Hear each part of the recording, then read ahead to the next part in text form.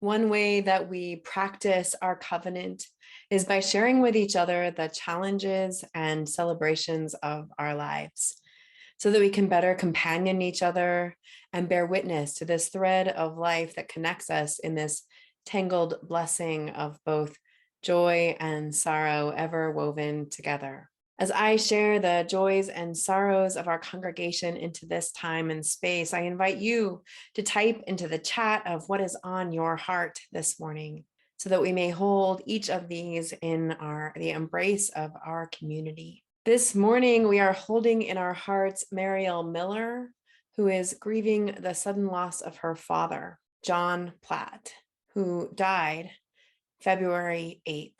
We are also lifting up the life of Mary Ontiveros, beloved mentor and courageous leader for many years at Colorado State University. Mary was the first VP of diversity at CSU. That's a post she held for a decade, although her time at CSU totaled over 50 years. Mary died this last week. Her service will be on Monday. We give thanks for Mary's life, for the legacy that she offered and the impact, the profound impact here in Fort Collins, even as we grieve the loss of her significant influence in our community and her mentorship and presence. Alongside these griefs, we also lift up the joy present among us for the beauty of this day, for friends and community and partners that remind us we are not alone.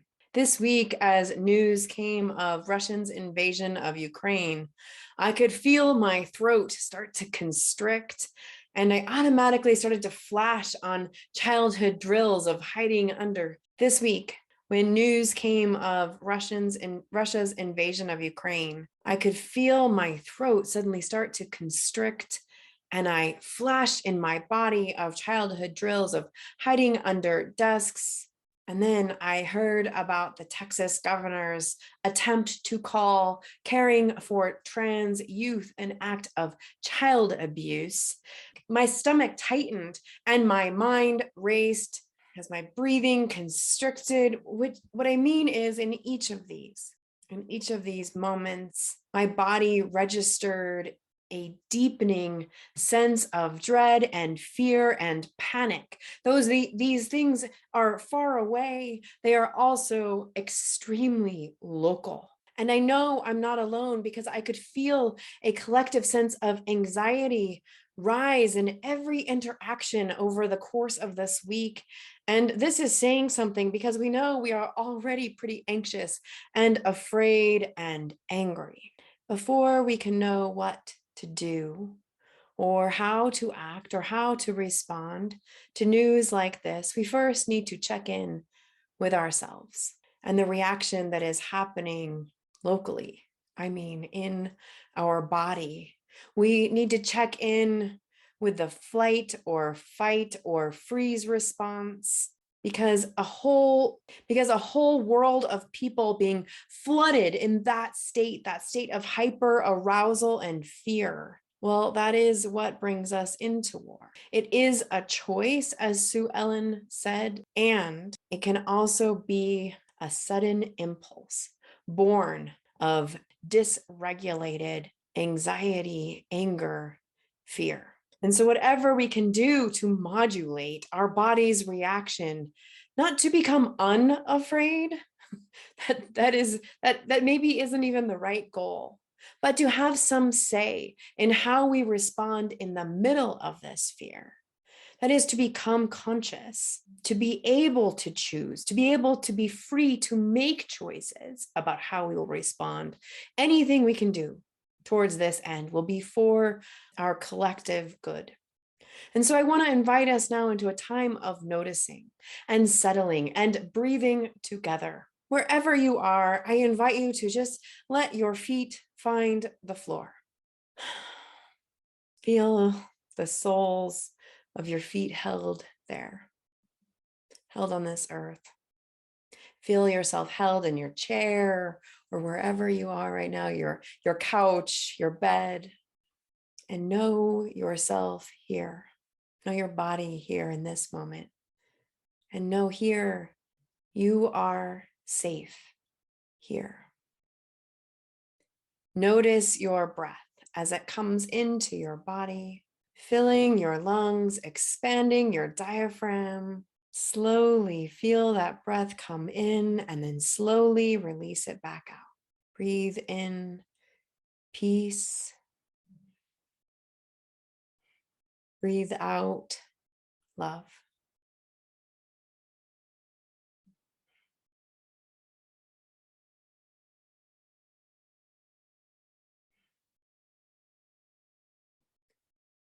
Breathe in and out. We are here in these bodies, in this time, and we are safe here.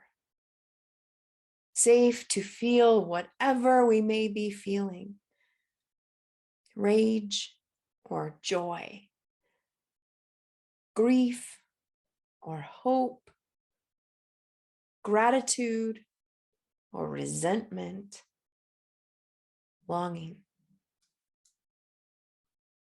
or peace. Everything in between. Here we can let our feelings simply be as they are in life, as it is, heartbreaking and beautiful, and still, always still possible. I'm going to light a candle for us now in the midst of this meditation.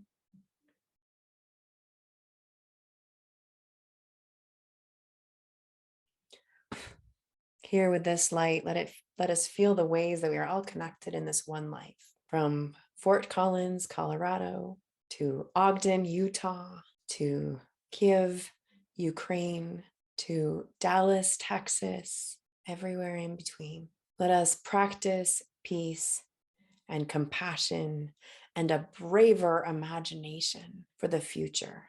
Let us practice these things within our own lives, in our bodies, and in our relationships, in our communities, knowing that even in these small acts, there are ripples outward across the whole interdependent web, a web that is ultimately indivisible in spirit and in that web of life. Let this light be a reminder to us of our call to keep showing up for each other and to keep alive that light of hope that is the vision of a new day dawning, a new day calling on us always to begin again. Amen.